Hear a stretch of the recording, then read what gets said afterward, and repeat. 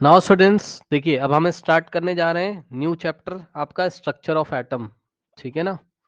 देखिए बच्चों, structure of atom पढ़ने से पहले आपको क्या करना चाहिए? आपको एटम मॉलिक्यूल्स वाला चैप्टर पढ़ा होना चाहिए। ठीक है ना। देखिए बच्चों, यहाँ से स्टार्ट करते हैं स्ट्रक्चर ऑफ एटम। ओके, ये आपके एनसीईआरटी से ही मान लो मैं स्टार्ट कर रहा हूँ अभी।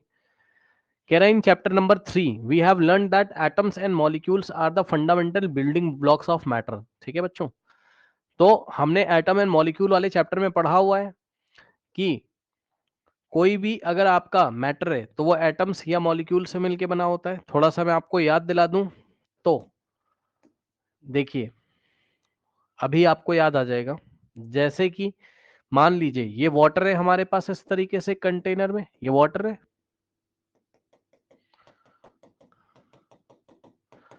ठीक, तो बच्चों ये अगर वाटर है जो कि एक मैटर है, तो वाटर में आपको याद आया बच्चों, वाटर जो है वाटर के मॉलिक्यूल से मिलके बना हुआ है। ये सब वाटर के मॉलिक्यूल है। वाटर का मॉलिक्यूलर फॉर्मूला क्या है? H2O। याद आया? बताइए। Yes H sir. Yes sir. H2O water के मॉलिक्यूल से। याद आ गया होगा।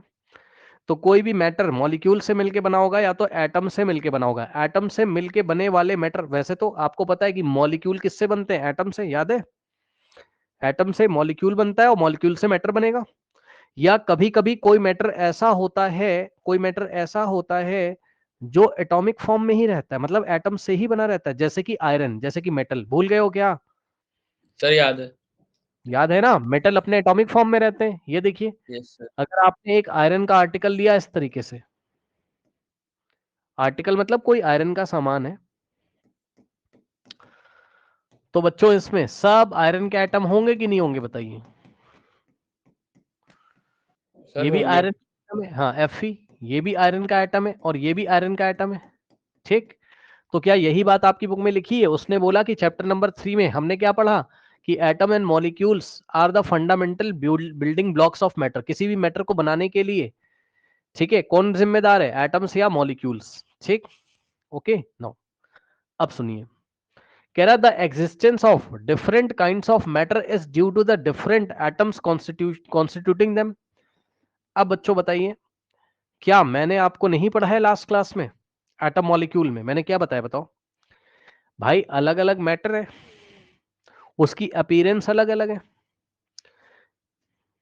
पूरी कहानी देखो फिर से, वो वही बता रहा जो मैंने आपको बताया। सुनो ध्यान से बच्चों, आइए मैं आपको दिखा देता हूँ, रुक जाओ एक मिनट।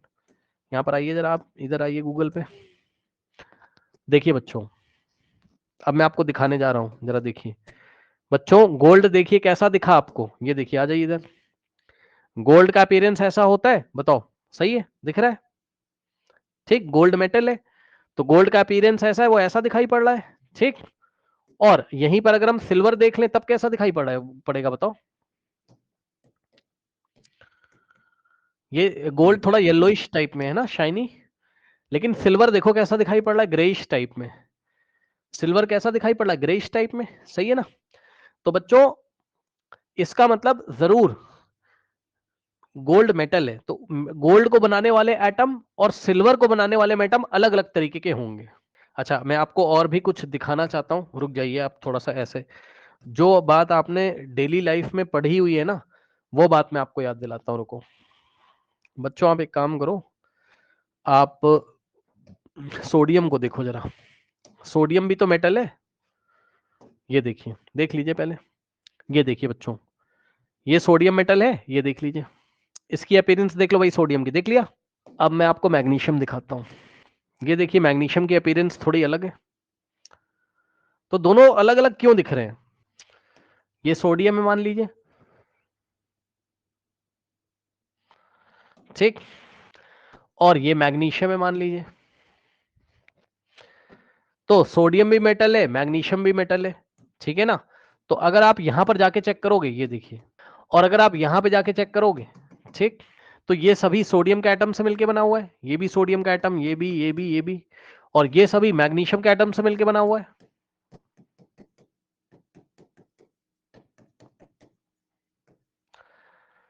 तो दोनों अलग अलग क्यों दिखाई पड़ रहे हैं? तो जरूर ये जिनसे मिलके बने हुए वो एटम ही अलग अलग होंगे, खुद सोचो, है ना? एटम्स एंड मॉलिक्यूल्स में भी तो यही पढ़ाया था मैंने आपको। यानी कि अगर हम सोडियम को जाके देखें तो बच्चों आपको शायद याद आ रहा होगा, सोडियम का एटॉमिक नंबर 11 होता है और मास नंबर 23 होता है। याद आया? क्यों भाई, एटम एंड मॉलिक्यूल वाले Yes, बच्चों, sir. Yes, sir. याद आया? ठीक। और मैग्नीशियम मैंने आपको पढ़ाया था, तो मैग्नीशियम में नीचे 12 लिखा था एटॉमिक नंबर, ऊपर कितना लिखा 2. था? 24। ठीक, ओके 24। नाउ अब जिन लोग को नहीं पता है तो सुनते जाओ भाई। वैसे तो एटम मॉलिक्यूल वाला प्लीज चैप्टर पढ़िए प्लीज। ये क्या है आपका एटॉमिक नंबर, और ऊपर क्या लिखा रहता था? Mass number. हाँ, तो वही सब होगा और क्या होगा इस चैप्टर में, कुछ नया थोड़ी ना मिल जाएगा आपको। यहां पर क्या लिखा रहेगा?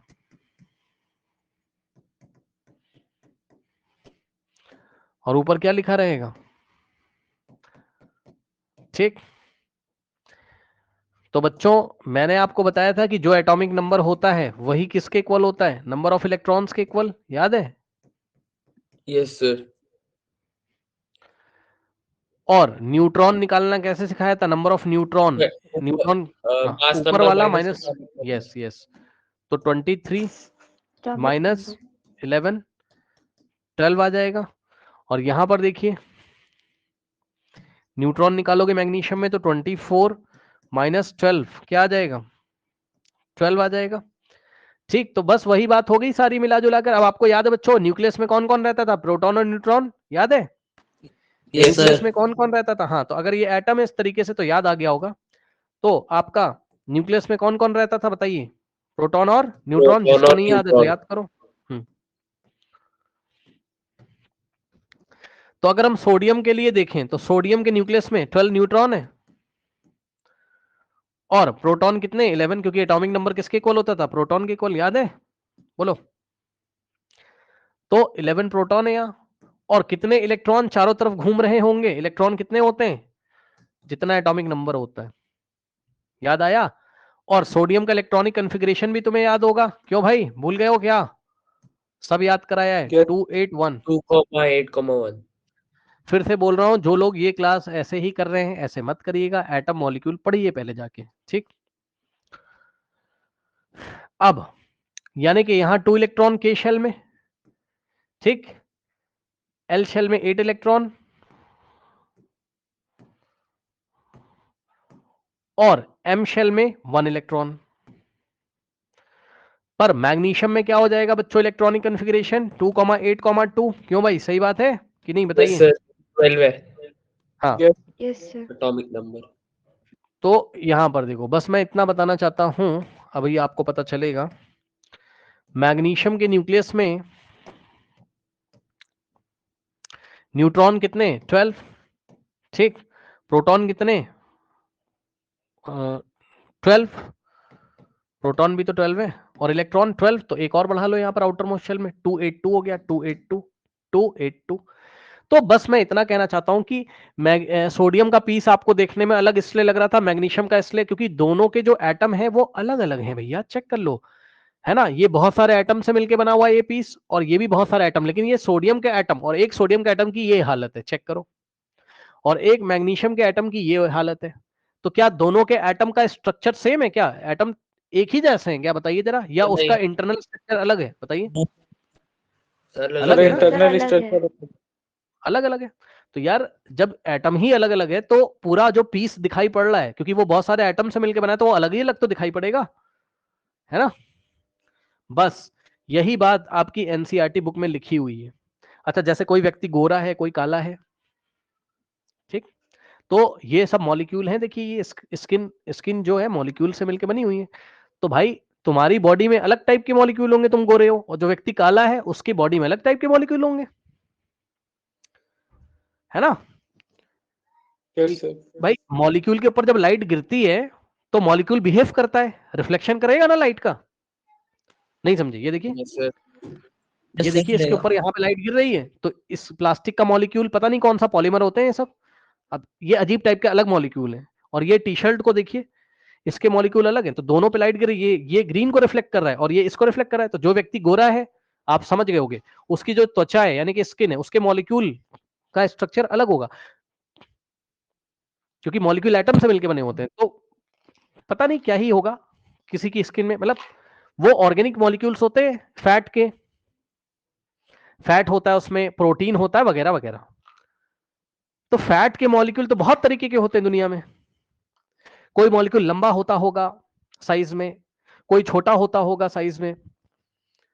तो जब उसकी बॉडी बन रही होती होगी तो वहां की परिस्थितियों के अकॉर्डिंग, यानी कि वहां का जो वातावरण है, वहां का जो एटमॉस्फेयर है, वहां का जो मौसम है, या वहां का जो टेम्परेचर रहता है जिस दुनिया में वो पैदा हुआ है, यानी कि जिस जिस देश में वो पैदा हुआ है, तो उस हिसाब से मॉलिक्यूल बने होंगे। मॉलिक्यूल में बॉन्डिंग हुई होगी आपस में एटम्स में, तो मॉलिक्यूल बने होंगे। तो वैसे बॉडी धीरे धीरे बॉडी जब बनी होगी, तो लाइट जब उस पर गिरती है तो सबकी बॉडी में जो ये स्किन में जो मॉलिक्यूल है उसका स्ट्रक्चर अलग अलग होता होगा। इसलिए जब लाइट गिरती है तो रिफ्लेक्ट होती तो अलग अलग तरीके से, तो कोई गोरा दिखता है, कोई काला दिखता है, कोई कैसा दिखता है, कोई कैसा दिखता है। ठीक, किसी की आंखें नीली दिखती हैं क्योंकि आंखों में जो उसका आयरिस होता है, तो उसके मॉलिक्यूल्स किसी के अलग ही तरीके से होंगे जो ब्लू कलर को रिफ्लेक्ट करते हैं, और किसी के ब्राउन कलर को रिफ्लेक्ट करते हैं, किसी के ब्लैक कलर को रिफ्लेक्ट करते हैं, ब्लैक कलर को रिफ्लेक्ट करते हैं, आई एम वेरी सॉरी, मतलब कुछ रिफ्लेक्ट ही नहीं करते तो ब्लैक दिखाई पड़ता है।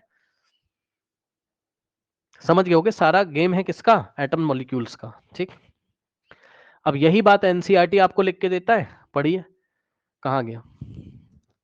वो कहता है the existence of different kinds of matter is due to different atom constituting them. मतलब जो भी आप डिफरेंट टाइप के एटम डिफरेंट टाइप के मैटर जो आप अपने आसपास देख रहे हो, वो डिफरेंट टाइप के मैटर इसलिए दिखाई पड़ रहे हैं क्योंकि वो डिफरेंट टाइप के एटम से मिलके बने हुए हैं। समझे? कह रहा now the question arises what makes the atom of one element different from another atom of another element? Are the atom really indivisible as proposed by Dalton, or there are smaller constants inside the atom? We shall find out the answer to these questions in this chapter. We will learn about the subatomic particles and the various models that have been proposed to explain how these particles are arranged within the atom. सुनो भैया, अब वो आपसे क्या कह रहा है? वो आपसे कह रहा है कि हाँ, वो आपसे क्या कह रहा है? वो आपसे कह रहा है कि अलग अलग एलिमेंट में, मतलब अलग अलग एलिमेंट कह रहा हूं, सॉरी, अलग अलग मैटर में एटम भी अलग अलग होते हैं। अभी मैंने तुम्हें मैग्नीशियम और सोडियम का दिखाया एग्जांपल, बताओ, बोलो सही बात है कि नहीं, बताओ। Yes sir. तो अब वो तुमसे पूछ रहा है कि ये बताओ कि एटम क्या डिविजिबल होते हैं? हाँ, हमने एटम मॉलिक्यूल में पढ़ा था, एटम को 3 पार्ट में डिवाइड किया जा सकता है। 3 सब एटॉमिक पार्टिकल है, कौन कौन से? इलेक्ट्रॉन, प्रोटॉन और प्रोटॉन, न्यूट्रॉन। इलेक्ट्रॉन, प्रोटॉन और न्यूट्रॉन। तो वही वो तुमसे पूछ रहा है, कह रहा है कि क्या एटम को भी तुम चेक कर सकते हो, मतलब उसके सब एटॉमिक पार्टिकल होते हैं? हाँ होते। अच्छा, डाल्टन ने क्या बोला था कि हम एटम को नहीं डिवाइड कर सकते, है ना, याद है ना? पता नहीं डाल्टन थ्योरी आपने लास्ट में पढ़ी थी या इसी चैप्टर में पढ़ोगे आप? लास्ट में पढ़ी थी ना एटम मॉलिक्यूल में? Yes sir. हाँ यस सर, एटम्स और मॉलिक्यूल्स में। हाँ, तो वही चीज है। तो डाल्टन के अकॉर्डिंग आप एटम को डिवाइड नहीं कर सकते हो, लेकिन हमें पता है मॉडर्न टाइम में हम एटम के सब एटॉमिक पार्टिकल हमें मिले हैं, कौन कौन से? इलेक्ट्रॉन, प्रोटॉन और न्यूट्रॉन। ठीक, न्यूट्रॉन। मतलब ये देखिए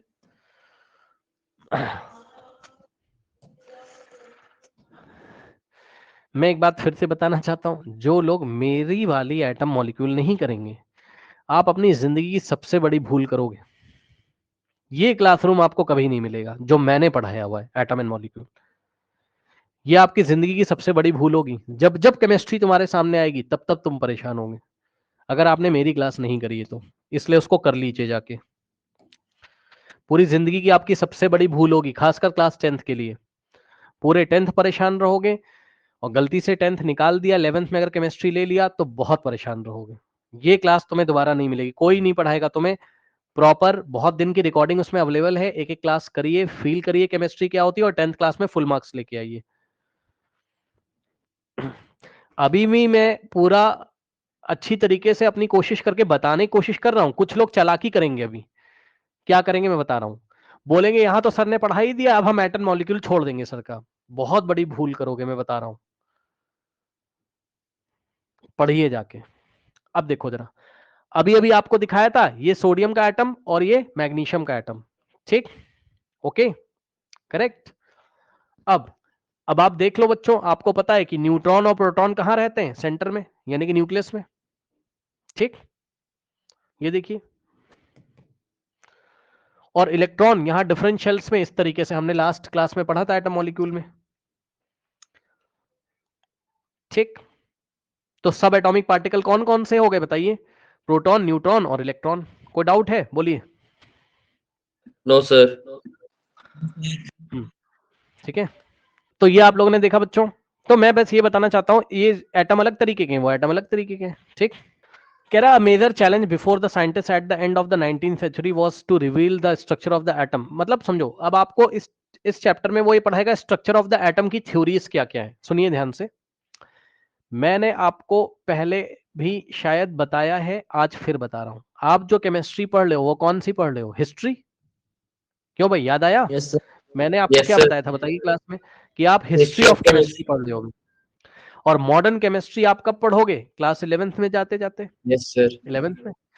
तो उसी हिस्ट्री में वो आपको कह रहा है कि अलग अलग लोग आए, लोगों का मतलब व्यक्ति आए, साइंटिस्ट लोग आए अलग अलग, और उन्होंने एटम का स्ट्रक्चर बताया। किसी ने बोला एटम ऐसा होता है, किसी ने बोला नहीं एटम वैसा होता है, किसी ने बोला नहीं ऐसा होता है वैसा होता है, ऐसे ऐसे करके एक एक लोगों ने अपनी बात सामने रखी। भाई एटम कैसा होता है? जैसे मान लीजिए कोई घर बनना हो, तो अगर घर बनना है तो भाई एक बार आप डिजाइन बताओगे कि देखो ये वाला रूम यहाँ होना चाहिए, किचन यहाँ होना चाहिए, बाथरूम यहाँ होना चाहिए, वगैरह वगैरह। फिर दूसरा बंदा आएगा, नहीं ऐसा होना चाहिए, ऐसा होना चाहिए। ठीक, तो वही चीज है। तो एटम के स्ट्रक्चर को सब लोगों ने बताया। बताते बताते एक लोग आएंगे, फिर दूसरे लोग आएंगे, फिर तीसरे, सब लोग फेल होते जाएंगे। और फेल होते होते हम लोग मॉडर्न केमिस्ट्री पे क्लास 11th में आ जाएंगे। अभी तो हम हिस्ट्री में, तो आइए देखते हैं क्या क्या ये लोग बता रहे हैं हमें। पहले कौन आया देखते हैं।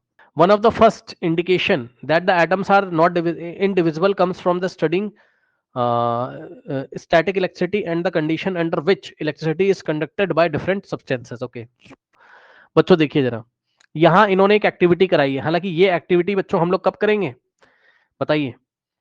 ये हम लोग कब करेंगे?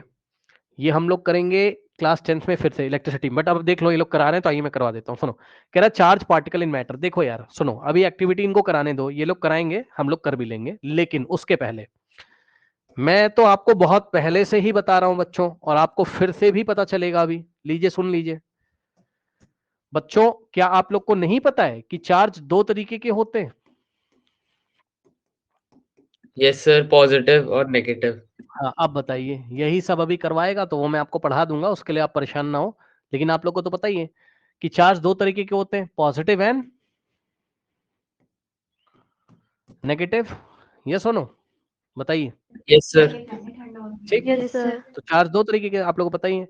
और बच्चों, क्या आपको ये बात नहीं पता है कि प्रोटॉन पे पॉजिटिव चार्ज होता है? बताओ, नहीं पता है? पूरा यस डिस्कस सर। किया है लास्ट चैप्टर में। Yes sir. Yes, sir.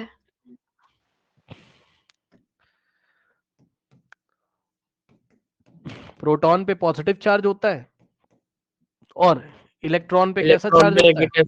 Negative. Negative होता है।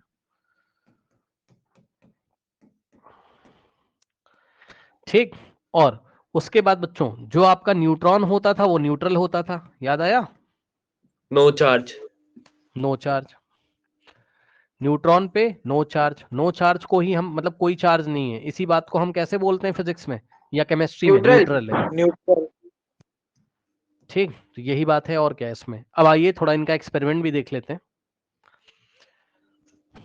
ठीक है, आइए इनका एक्सपेरिमेंट भी देख लेते हैं। सुनिए बच्चों, कह रहा है for understanding the nature of the charge particle in matter let us try out the following activity. ठीक है भाई, कह रहा कोम ड्राई हेयर। ठीक है, does the comb then attract small pieces of paper? Rub a glass rod with a silk cloth and being the rod near the inflated balloon, observe what happen. ठीक है, एक एक करके मैं आपको सारा बताऊंगा, भी परेशान ना हो। ठीक है, from these activities we conclude that are rubbing two objects together they become electrically charged. Where does this charge come from? This question can be answered by knowing the atom is indivisible, by knowing an atom is divisible and consists of charged particle. ठीक है भाई, any scientist contributed in revealing the presence of charged particle in okay. ठीक है भैया, अब सुनो मेरी बात तुम ध्यान से, आओ मैं तुम्हें बताता हूँ। देखो देखो, इतना ना आपको टेंशन नहीं लेना है। इधर देखो मैं बताता हूँ। अगर किसी बच्चे को शायद याद हो, मुझे नहीं पता कि आपकी क्लास में बताया है 10th में, अभी आपको शायद याद आ जाएगा अगर मैंने बताया होगा तो। देखो क्या होता है, होता क्या समझो। चलिए मैं आपको कुछ सवाल करा दूं पहले, आपको अच्छा लगेगा। रुक जाओ। Yes sir. इसको रुक जाओ, इनको छोड़ो, आप ये सब छोड़ो, इधर आओ। पहले मेरे सवालों का जवाब दो, तब आप इसको समझ पाओगे। देखिए बच्चों, एक मैं आपको एक बॉडी बना के दे रहा हूँ, ये एक बॉडी है। अब बोलेगा सर बॉडी क्या होती है? अरे यार होगा ना कुछ भाई, लो ये एक बॉडी है, ठीक, ये एक बॉडी है, ठीक, कुछ भी ले लो, तो ये एक बॉडी है। अब सुनिए बच्चों, कोई भी बॉडी अगर न्यूट्रल है, सुन लेना ध्यान से, कोई भी बॉडी अगर न्यूट्रल है तो इसका मतलब ये नहीं होता है कि उसमें चार्ज नहीं है। समझना जरा ध्यान से। मान लीजिए बच्चों, मान लीजिए, जस्ट मान लीजिए, मानना तो आपको पड़ेगा ही, मानिए ये कोई बॉडी है, क्या ये एटम से मिलके बनी होगी कि नहीं बनी होगी? बताओ सर बताओ। बनी होगी। बनी होगी। Yes sir. चलो एक काम करो, एक काम करो, तुम इसको ना तुम सोडियम का पीस मान लो तो तुम्हें और अच्छा लगेगा। तुम इसको सोडियम का टुकड़ा मान लो, ठीक है, ये सोडियम Yes, का sir. एक पीस है।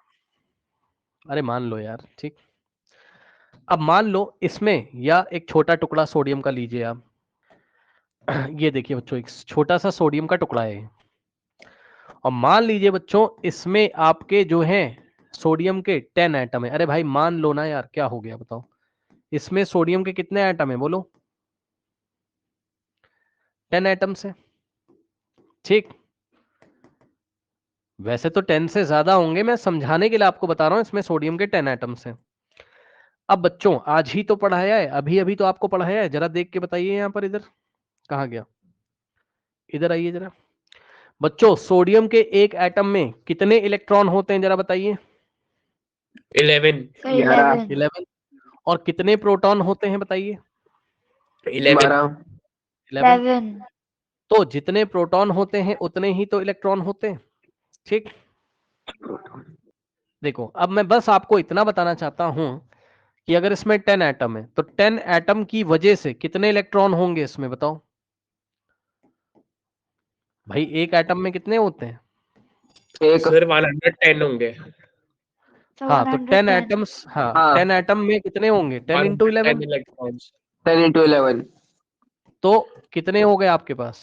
इतने क्या हो गए आपके पास? इलेक्ट्रॉन्स हो गए, मानते हो कि नहीं बोलो? और अगर आपको कोई मेरी क्लास याद हो, जिनको नहीं भी याद है वो लोग भी सुन लें, कि एक इलेक्ट्रॉन पे जो एब्सोल्यूट चार्ज माना जाता है -1 माना जाता है, नहीं समझा? Yes sir. भाई Yes, एक sir. इलेक्ट्रॉन पे जो चार्ज माना जाता है वो एब्सोल्यूट -1 1 माना minus। जाता है, ठीक। तो ये बताइए, एक इलेक्ट्रॉन पे -1 चार्ज है तो 110 इलेक्ट्रॉन पे चार्ज कितना होगा? -110। -110. बस -110। चार्ज हो गया ये, एब्सोल्यूट चार्ज, ठीक। अब इसी तरीके से बच्चों 10 एटम्स में कितने प्रोटॉन होंगे? कुछ लोग समझ गए होंगे कि क्या होने वाला है। 110. 110 आ जाएगा। हाँ ये एक एटम में, हाँ 1 एटम में कितने प्रोटॉन थे? 11। तो 10 एटम में कितने हो जाएंगे? 100. सर और आप लोग को तो याद ही हो, जिसको नहीं याद है याद करते चलो, ऐसी क्या बात है, कौन सा बड़ा कोई रॉकेट साइंस थोड़ी ना चल रही है। एक प्रोटॉन पे एब्सोल्यूट कितना चार्ज होता था? बोलिए, +1। +1। तो यहाँ कितने प्रोटॉन हो जाएंगे बताइए? 110 प्रोटॉन पे कितना 110। चार्ज आएगा? +100. ठीक। अब आप बताओ कि इसमें कितने पॉजिटिव चार्ज हैं, देख के बताओ इस बॉडी में। +110 पॉजिटिव। और कितने नेगेटिव चार्जेस हैं, देख के बताइए यहाँ पर। -110। -110, वेरी गुड, ठीक। तो अगर हम यहाँ पर आपसे ये बोलेंगे नेट चार्ज जरा निकालो। 0। 0. न्यूट्रल है ये। न्यूट्रल है ये। हाँ नेट चार्ज मतलब टोटल चार्ज, तो टोटल कैसे निकाला जाएगा? ये वाला और प्लस, 110 -110. हाँ -110 नेगेटिव की वजह से और +110 पॉजिटिव की वजह से, तो टोटल आंसर कितना आ गया बताइए? 0। तो अब ध्यान से सुनिए, तो कोई बाहर से देखेगा तो बोलेगा ये बॉडी तो न्यूट्रल है, कोई बाहर से देखेगा बोलेगा न्यूट्रल है। अब एक बार बताओ कि बॉडी न्यूट्रल है, ठीक है, मान गए भाई, मान गए, मान गए। तुम तो नेट चार्ज बता रहे हो, सुनो, नेट चार्ज 0 होने का ये मतलब नहीं है कि बॉडी में चार्ज नहीं है, बॉडी में चार्ज है भाई, नहीं समझे? बॉडी में तो चार्ज है भाई, 110 नेगेटिव है तो 110 पॉजिटिव है। बोलो आया कि नहीं आया बताइए? आ गया सर। अब सुनो, अब मैं तुमसे एक सिंपल सीधा साफ सवाल करता हूं, सीधा साफ सवाल, ज्यादा कंफ्यूजन नहीं। सुनो, एक बॉडी मैंने ली, समझ जाना जरा, मैंने तुम्हें गिवन क्वेश्चन में मैंने तुम्हें दे दिया यहां, मैंने कहा भैया देखो ये न्यूट्रल है, चलो मैंने तुम्हें पहले ही बोल दिया, यानी कि नेट चार्ज मैं कह रहा हूं कितना है, बोलो 0 0 0 है। ये क्वेश्चन मैंने तुम्हें दे दिया, अरे मान लो यार, मैंने तुम्हें दे दिया, क्या दिक्कत है तुम्हें बताओ।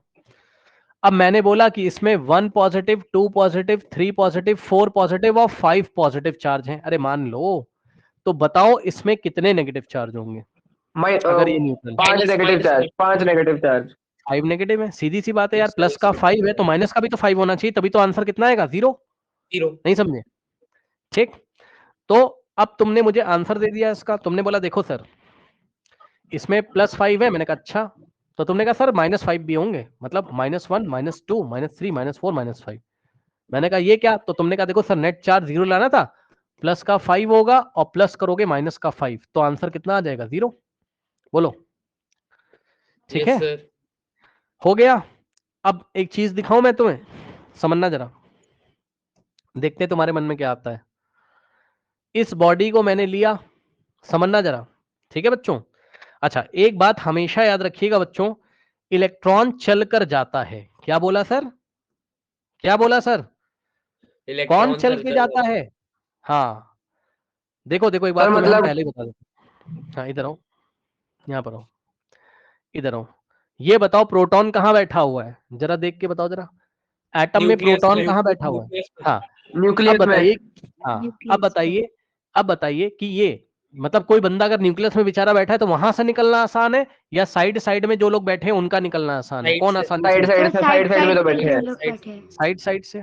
तो याद रखिएगा कि प्रोटॉन निकलता ही नहीं, निकलता तो है, वो सब छोड़ो, वो सब न्यूक्लियर रिएक्शंस होती है, वो हमारे सिलेबस में नहीं है, ठीक। निकलेगा कौन, इलेक्ट्रॉन। इलेक्ट्रॉन, इलेक्ट्रॉन हाँ फिर से सुनो, किसी बॉडी में से कौन निकल सकता है, बोलिए, इलेक्ट्रॉन ठीक। किसी इलेक्ट्रॉन बॉडी पे कौन आ सकता है, इलेक्ट्रॉन इलेक्ट्रॉन हाँ आएगा भी इलेक्ट्रॉन और जाएगा भी इलेक्ट्रॉन, ठीक।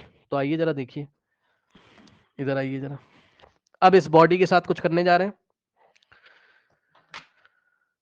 स्केल, स्केल है आपके पास, प्लास्टिक वाली स्केल होती है, बोलो, अरे प्लास्टिक हाँ की जी स्केल सर, नहीं तुम्हारे पास यस यस सर सर होती है सर है, बाल में शैम्पू करके बाल को बढ़िया सुखा लो, सुखा लिया, और बाल में ऐसे ऐसे रब करो, अरे भाई मान लो ये तुम्हारी स्केल है, मान लिया, ठीक। अब सुनो, यस सर बालों में ऐसे रब करो, करो करो करो करो, कर दिया। अब सुनना यस क्या सर होगा, होता क्या है, देखो असली में क्या होता है, उसका एक टेबल होता है, वो हमारे सिलेबस में नहीं है, आपको बस फंडा समझना है कि चल क्या रहा है। जैसे ही आप इसको बालों में रब करते हो, कौन निकल के जा सकता है, बोलो, इलेक्ट्रॉन इलेक्ट्रॉन्स या कौन बाहर से आ सकता है। इलेक्ट्रॉन इलेक्ट्रॉन, इलेक्ट्रॉन अब सुनिए, मान लीजिए कि मेरे बालों से, ये हेयर से,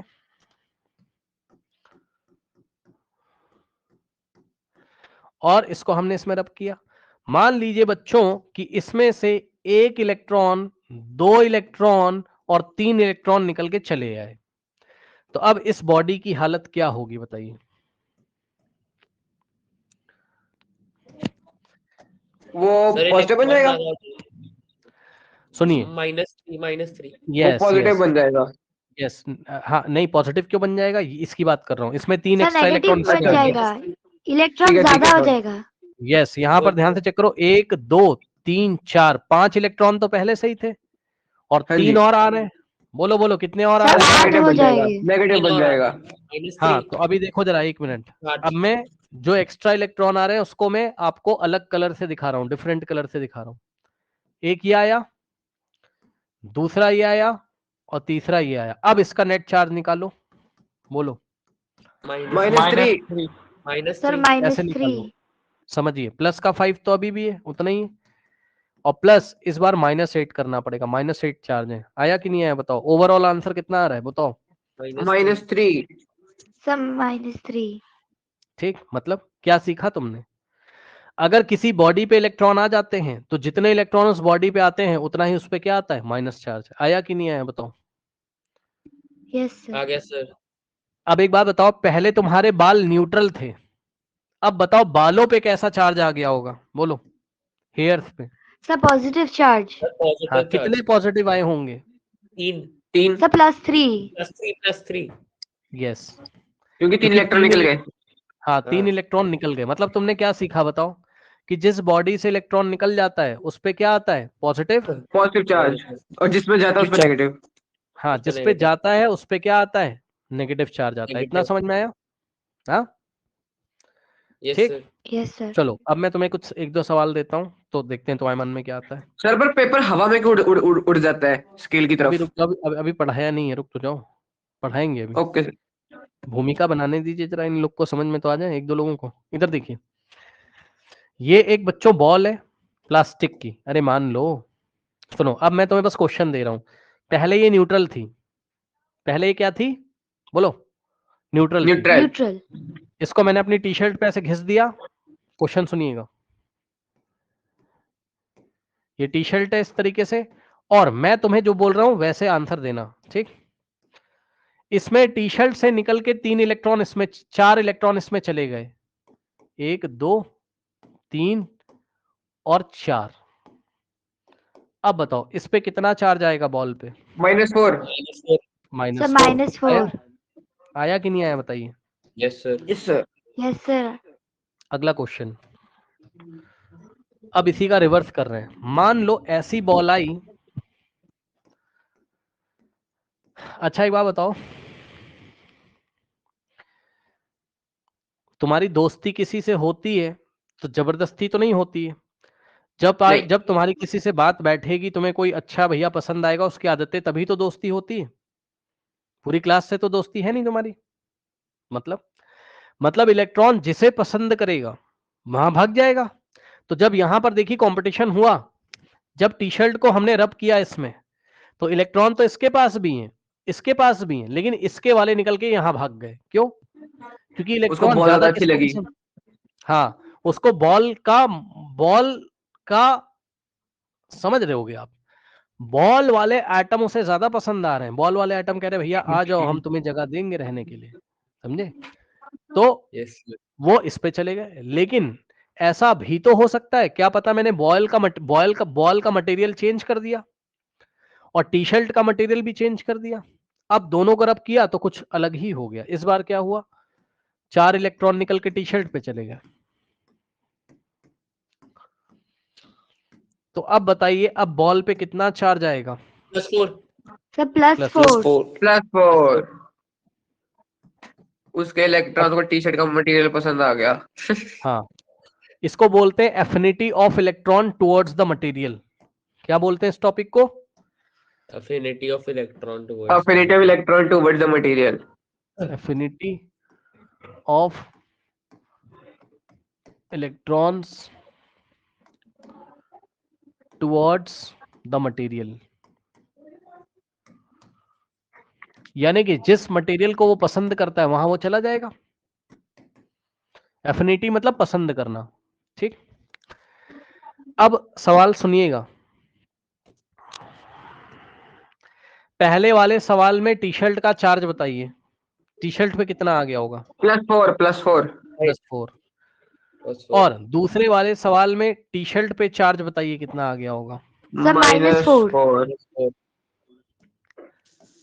अब आप सीख चुके हो मेरे ख्याल से। तो जब आप सीख चुके हो तो अब देखो, इतना हो गया, ठीक, बहुत बढ़िया। अब सुनो, अब देखिए क्या होता है चार्ज सेपरेशन बाय इंडक्शन। क्या होता है? क्या बोला? Charge separation by induction। By induction. सुनिएगा ध्यान से। देखिए, इंडक्शन शब्द का यूज तब किया जाता है जब कोई किसी को टच नहीं करेगा लेकिन कुछ हो जाएगा। नहीं समझे? बिना टच किए हुए जब कुछ होता है तो उसको बोलेंगे कि इंडक्शन हो गया।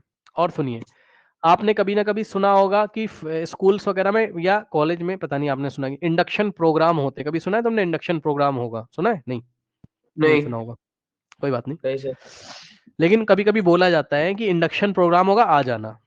टीचर बोलते हैं या प्रोफेसर, कॉलेज के प्रोफेसर बोलते हैं कि भाई एक इंडक्शन प्रोग्राम है, जरा आ जाइएगा। तो उस इंडक्शन प्रोग्राम में क्या करते हैं वो लोग? सुनो, कुछ नहीं करते, बच्चों को बुलाएंगे, सामने बैठाएंगे और यहाँ से लेक्चर देंगे, माइक से समझाएंगे सिलेबस ऐसे चलेगा, वैसे पढ़ना है, ये वाली बुक खरीदनी वगैरह वगैरह। ठीक, ओके। या किसी प्रैक्टिकल के बारे में जो भी बताएंगे। अब ये बताओ, प्रोफेसर यहाँ से बता रहा है, हाँ ये वाली बुक खरीद लीजिएगा, पेज नंबर इस पे निशान लगा लीजिए, ये वाला प्रैक्टिकल ये वाली डेट को, तो क्या प्रोफेसर किसी को जाके टच कर रहा है क्या? बताइए। नहीं, नहीं कर रहा है, लेकिन सामने वाले को इंड्यूस कर रहा है, वो इंडक्शन प्रोग्राम हो रहा है ये। यानी कि यहां से कुछ कर रहा है बिना टच किए हुए, सामने वाले पे कोई प्रभाव पड़ेगा कि नहीं पड़ेगा? मतलब बिल्कुल पड़ेगा। सामने पड़ेगा। वाला सुन रहा है, पड़ेगा। पड़ेगा। वो अपनी प्रैक्टिकल की डेट देखेगा, बुक में निशान लगाएगा और देखेगा एग्जाम की डेट कब है, या जो भी है, कॉलेज में कोई फंक्शन है तो कभी, ये सब बातें सुन के डायरी में नोट करके लेके जाएगा। ठीक, अब सुनो, ऐसा ही यहां पर भी होता है। क्या होता है, ध्यान से सुनिए। अब अभी अभी आपने ये इस तरीके से स्केल ली थी अपनी प्लास्टिक वाली, या कोम, कंघा होता है, कंघा, क्यों भाई? ठीक, यस सर। अब सुनो, Yes, sir. इसको तुमने बालों पे रब किया, ड्राई हेयर्स पे। ठीक, अब मान लो, अरे भाई मान लो यार, मानने में क्या जा रहा है, कि 4 इलेक्ट्रॉन निकल के स्केल पे आ गए, या कुछ इलेक्ट्रॉन निकल के स्केल पे आ गए, तो स्केल बताओ पॉजिटिवली चार्ज हो जाएगी कि नेगेटिवली? इतना बताओ। Sir Sir, negatively charged. हाँ,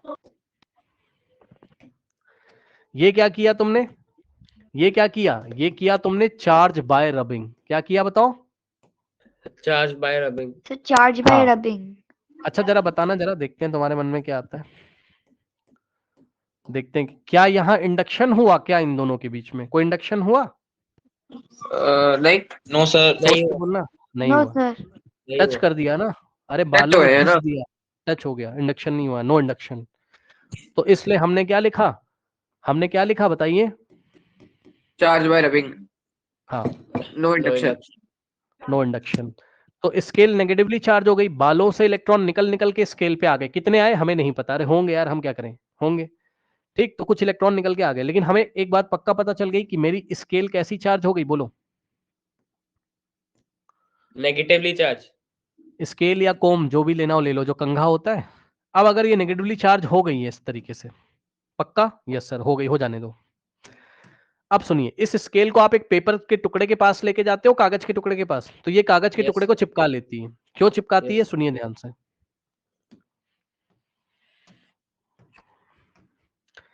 ये एक पेपर का पीस है छोटा सा, मान लीजिए, मानने में क्या जा रहा है। ठीक, अब सुनो, सुन लेना ध्यान से। पेपर के पीस में, पेपर का पीस अभी न्यूट्रल है, अरे है न्यूट्रल यार। ठीक, पेपर का पीस अभी, ये पेपर का पीस है, ये न्यूट्रल है। अब मुझे ये बताओ कि न्यूट्रल होने का मतलब है क्या, इसमें कोई चार्ज प्रेजेंट है कि नहीं है? जल्दी बताइए। नहीं है। अच्छा, नहीं है, नहीं है। अच्छा, नहीं नहीं, है चार्ज है, लेकिन चार्ज है, पर वो सेम अमाउंट में है वो चार्जेस। एक चार्ज हाँ, 0 है। यस, मतलब इस पे नेट चार्ज 0 है पेपर पे अभी। हाँ हाँ। ठीक, नेट चार्ज कितना है? 0 है। 0। अब सुनिएगा ध्यान से, जैसे ही इसको, जो स्केल को इसके सामने लेके आओगे, जरा बताइए, क्या आपको ये पता है कि माइनस माइनस को रिपेल करता है? क्यों भाई? Yes sir. Yes sir. Negative और नेगेटिव के बीच में क्या होगा?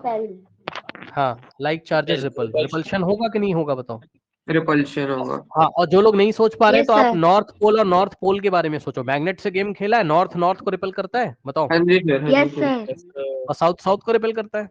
तो आप एक यस बात सर। बताओ कि इस पेपर में आपको चार्जेस दिख तो नहीं रहे हैं, लेकिन होंगे जरूर, यानी कि जितने प्लस होंगे उतने माइनस होंगे। हाँ। हाँ। तो मैं अभी आपकी नॉलेज के लिए 5-5 बना देता हूं समझने के लिए। 5 पॉजिटिव और 5 हो गए क्या? नेगेटिव। अब देखो थोड़ी देर के बाद क्या होगा, इसको लाके इसके सामने रखो, टच मत कराना, अभी टच नहीं कराया है। तो जब आप रखोगे तो एट द इंस्टेंट क्या होगा, इधर देखिए नेक्स्ट स्टेप में, पेपर अब अट्रैक्ट हो यहाँ, जाएगा उसकी तरफ। हाँ, पेपर अट्रैक्ट हो अभी जाएगा। रुक जाओ भैया, रुक तो जाओ। अभी इंडक्शन से ये पेपर चार्ज हो जाएगा। कैसे? नेट चार्ज अभी भी 0 होगा, लेकिन चार्ज सेपरेशन हो जाएगा। क्या हो जाएगा बताओ? Charge separation. Charge The separation. charge separation. कैसे होगा? इसका माइनस उसके माइनस को धक्का मारेगा पीछे, बताइए, और प्लस को आगे खींचेगा, बताओ? Yes, sir. Yes sir. तो इसके प्लस आगे आ गया, माइनस वाले कहाँ चले गए? पीछे। सब पीछे है। अब बताओ, अब माइनस के सामने क्या पड़ा रहा है बताओ? प्लस। प्लस। सब प्लस तो माइनस प्लस को क्या करेगा? Attract Attract. करेगा। अब समझे? तो अगले पल क्या होगा? ये कागज जिसमें अपने आप चिपक जाएगा। Yes sir. ठीक। तो आप मुझे ये बताइए कि आप मतलब स्केल से ऐसा रब किया तो स्केल में कुछ इलेक्ट्रॉन एक्स्ट्रा आ गए होंगे बालों से निकल के, जिससे स्केल नेगेटिवली चार्ज हो गई, और पेपर के सामने जैसे ले आएंगे तो पेपर में पहले चार्ज सेपरेशन होगा। इसको बल्कि आप ये बोल दो कि चार्ज सेपरेशन बाय इंडक्शन। हाँ सही तो लिखा तो है, चार्ज सेपरेट हो गए पेपर में। ठीक। सर तो पेपर फिर में जो क्या किया? प्रोटॉन होंगे, हाँ बताओ, बोलो बोलो बोलो। हाँ पेपर पता में था जो यही बोलोगे। प्रोटॉन होंगे वो अपने हाँ आप वो चल अरेंज हो के आ गए, जाएंगे। यही बोलोगे ना? यही बोलोगे ना कि पेपर में जो प्रोटॉन है वो चल के आ गए? बोलो, यही बोलना चाहते हो ना? बोलो हाँ। Yes sir. Yes sir. बेटा ऐसा मैंने तो नहीं बोला। तो अब तुम ये बोलोगे कि सर दिखाया क्यों, सर आगे दिखाया क्यों? भैया सुनो, इलेक्ट्रॉन क्लाउड होता है, वो रिपल होके पीछे जाता है, और इलेक्ट्रॉन क्लाउड के एब्सेंस को ही हम पॉजिटिव मानते हैं। इलेक्ट्रॉन का बादल होता है, अंदर क्लाउड होता है। ठीक। यस तो सर। पेपर के अंदर जो क्लाउड होगा इलेक्ट्रॉन का, वो ऐसे, ये आप मॉडर्न केमिस्ट्री में पढ़ोगे, प्रोटॉन नहीं चल के आया है, इलेक्ट्रॉन का क्लाउड ऐसे खिसक गया है, इधर चला गया है। तो जिधर से इलेक्ट्रॉन क्लाउड खिसक चुका है उधर प्लस मान लो, मतलब जिधर से वो जा चुका उधर प्लस मान लिया जाता है। समझे आप? Yes sir. हाँ। तो अब एक बात बताओ, इस प्रैक्टिकल से आपने क्या देखा बताइए? कि बॉडी के अंदर चार्ज पार्टिकल होते होंगे कि नहीं होते होंगे? बताइए, क्या लगता है आपको? सर होते हैं। सर बस। होते हैं। तो इस प्रैक्टिकल से ये पता चला कि बॉडी के अंदर चार्ज पार्टिकल अगर होते हैं तो वो चार्ज पार्टिकल कहाँ रहते होंगे? एटम में। भाई चार्ज पार्टिकल कहाँ यस रहते सर। होंगे? वो एटम में। एटम में। यानी कि एटम डिविजिबल है। Yes sir. Yes sir. यानी कि एटम डिविजिबल होगा। यानी कि एटम में और भी पार्टिकल होते हैं जिनका नाम इलेक्ट्रॉन, प्रोटॉन, न्यूट्रॉन होता है। तो यानी कि एटम की स्टडी करी जानी चाहिए, उसको जाके अंदर से चेक करना चाहिए कैसा उसका स्ट्रक्चर है, क्या है, वगैरह वगैरह। तो एक तो ये प्रैक्टिकल उसने आपको कराया, एक और कराया,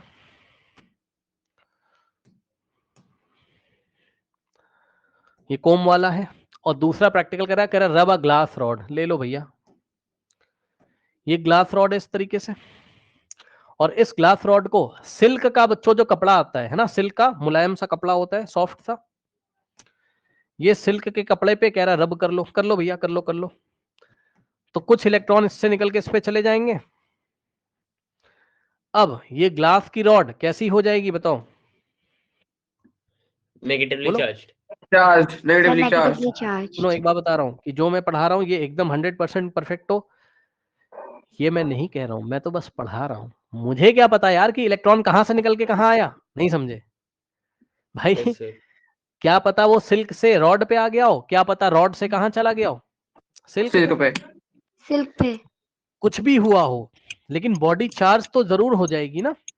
अब चाहे हाँ जी। Positive yes sir. चार्ज हो जाए और चाहे नेगेटिव चार्ज हो जाए, मानते हो कि नहीं इस बात को? बताओ। हाँ जी Yes, सर। Yes sir. ठीक। अब हम ये मान के चल रहे हैं कि इलेक्ट्रॉन सिल्क से निकल के कहाँ आ जाता है? ग्लास रॉड रॉड पे। पे।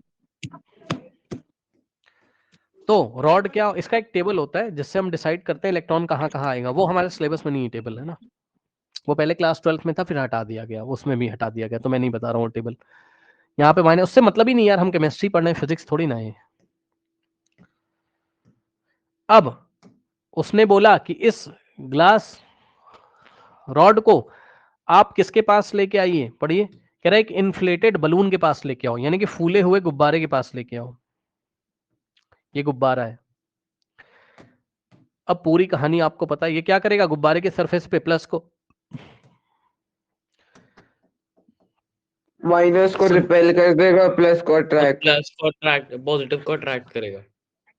अब ये प्रोटॉन नहीं है भाई, ये क्या है? Absence of electron cloud. Electron cloud पीछे चले गए तो इधर प्लस मान लोगे। Yes, ओह। अब ये माइनस प्लस के बीच में क्या लगेगा? यहाँ फोर्स ऑफ अट्रैक्शन है ना, इंडक्शन। FOA। FOA का मतलब फोर्स ऑफ अट्रैक्शन लगेगा कि नहीं लगेगा? बताओ, यस बोलो। सर। ठीक है, तो ये है, क्या दिक्कत है बताइए? Yes sir. तो बस यही हो गया। इससे क्या प्रूफ होता है कि मैटर किससे मिलके बना है? बताइए, इससे क्या इलेक्ट्रॉन्स और प्रूफ होता है? प्रोटॉन। अरे मतलब चार्ज पार्टिकल से मिलके, इलेक्ट्रॉन प्रोटॉन तो बाद में भी नाम रखेंगे, लेकिन आयन से आपको तो बना है, आयन से। सर चार्ज अरे पार्टिकल। चार्ज पार्टिकल से, चार्ज पार्टिकल चार्ज से, ठीक है। पार्टिकल से। मतलब एटम में चार्ज पार्टिकल होते हैं, पक्का है, एटम में चार्ज पार्टिकल होते हैं, पक्का है। हाँ जी सर। बस यही है, और क्या। अब बस और क्या, यही करवाया तो हमने आपको बता दिया एनसीईआरटी में, ठीक।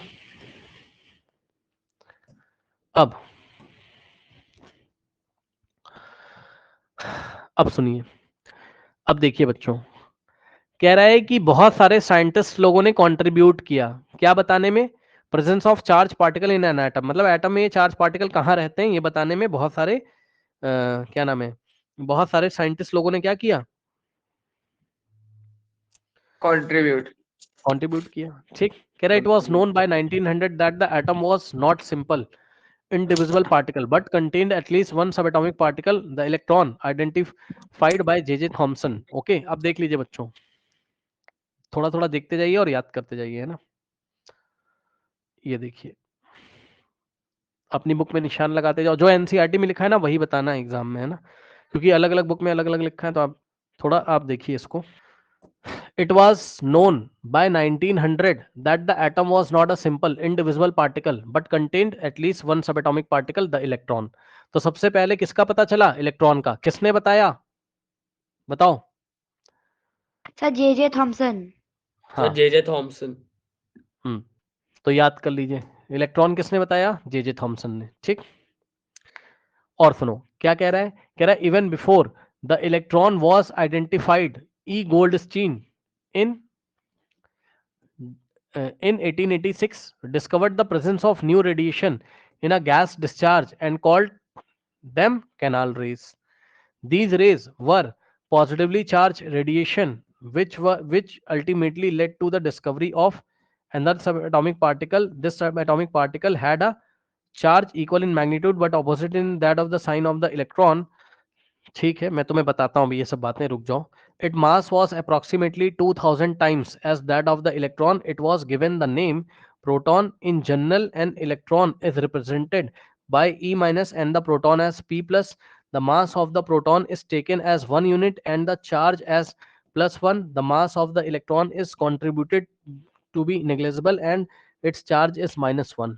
सुनो भाई ध्यान से बच्चों, कुछ बातें पहले आप याद करो, फिर यहाँ क्या लिखा है मैं आपको समझाऊंगा, रुक जाओ बच्चों। देखिए, अब मैं आपको कुछ बात बताता हूँ और वो आपको याद करके आना है, भूल मत जाना, है ना।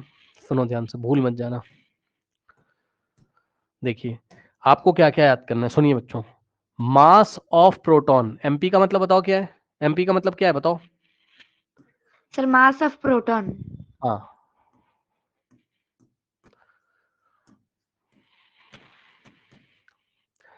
ठीक। और एमई का मतलब क्या मानोगे बताओ। Sir mass of electron.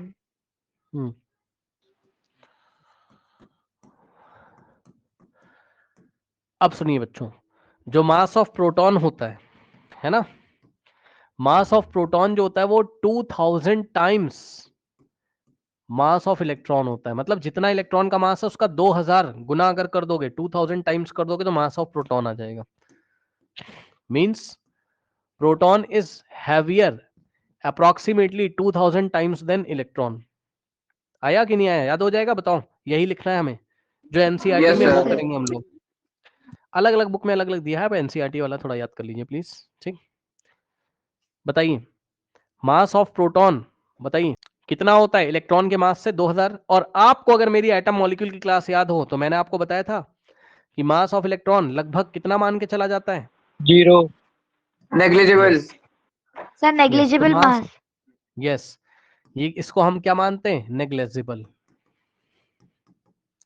यानी कि mass of electron is approximately equal to कितना होता है, 0. 0 होता है, लेकिन हम इसको 0 मान के चलेंगे। अब पता है बच्चे क्या करेंगे, कहेंगे सर यहाँ 0 सबएटॉमिक रख नंबर दो में तो, काउंट नहीं होता। हाँ बच्चे बोलेंगे सर इसको 0 रख दो और सर 2000 इंटू 0 तो मास ऑफ प्रोटॉन भी 0 आ जाएगा। ये किसने कह दिया भाई, मैंने क्या लिखा है, अप्रोक्सीमेटली इक्वल टू 0 ना, मतलब कुछ तो वैल्यू होती होगी, उस वैल्यू का 2000 टाइम करोगे तो प्रोटॉन का मास आ जाएगा। लेकिन 0 पॉइंट हम, कुछ होएगा। हाँ, तो ऐसा नहीं करना है। एक तो सर ये बात मास आपको तो याद कभी करनी जीरो है। हो ही नहीं सकता। हाँ, मास कभी 0 नहीं हो सकता, लेकिन हम लोग 0 मान लेते थे, वो मैंने आपको एटम मॉलिक्यूल में बताया था। फिर से ध्यान सुन लो, अपनी कैलकुलेशन को इजी करने के लिए हम लोगों ने ऐसा माना हुआ है भैया, ठीक है। लेकिन 11th क्लास में पहुंच जाएंगे तो इलेक्ट्रॉन का भी मास हमको लेना पड़ेगा कैलकुलेशन में, ठीक। अभी के लिए 0 मान लो, लगभग So 0 के 9 आस। into 10 to the power minus 28 gram. Yes. अब देखिए, अभी सब बात करेंगे धीरे धीरे। वो पढ़ाया था ना एटम मॉलिक्यूल्स में, पढ़ाया ना शायद आपको। हाँ, तो क्या मास ऑफ ये इलेक्ट्रॉन प्रोटॉन वाला सब पढ़ाया है कि नहीं पढ़ाया है? नहीं पढ़ाया शायद, कोई शायद बात नहीं, पढ़ाया है सर। सर ये कोई तो बात नहीं, कोई बात ये नहीं। इस वाला चैप्टर में है, स्ट्रक्चर ऑफ एटम्स में है। हाँ हाँ, हाँ। यहीं पे बता दूंगा, अभी परेशान ना हो। थोड़ा धीरे धीरे एक बेस बना दें, अभी सब बता देंगे टेबल दिखा के आपको। इसके बाद बच्चों ध्यान दीजिए जरा, फिर एनसीईआरटी ने बोला है कि अगर आप चार्ज अज्यूम करोगे तो आपको जो चार्ज अज्यूम करना है वो प्रोटॉन पे +1 और इलेक्ट्रॉन पे -1 करना है, ठीक, जो कि मैंने आपको पहले भी बताया है। सर तो रिलेटिव चार्ज है ना? हाँ ठीक है, एब्सोल्यूट मैंने गलती से बोल दिया था, सॉरी।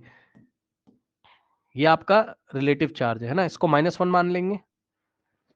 और प्रोटॉन पे क्या हो जाएगा बताइए? +1, बस। सर +1। मतलब ये हम सिंपलिसिटी के लिए करते हैं, आप लोग को भी पता है भाई। अच्छा एक बात बताओ, कहीं अगर 2 प्रोटॉन है, मान लो मेरे हाथ पे 2 प्रोटॉन है, अरे मान लो यार, इस पे 2 प्रोटॉन बैठ गया के, तो कितना चार्ज लेके आएंगे बताओ? सर 2 +2 ना, तो बस। और अगर यहाँ पे 2 इलेक्ट्रॉन आ गए तो कितना चार्ज लेके आएंगे बताइए? सर -2। ठीक, बस ये है, और क्या। और सुनो, in reality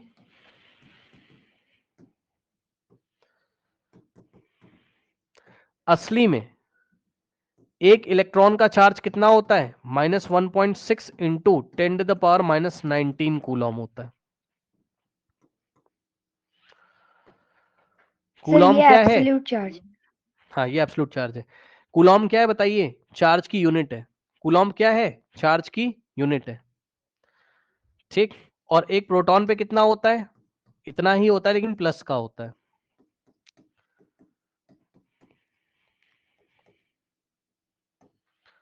coulomb, coulomb is the unit of charge, okay.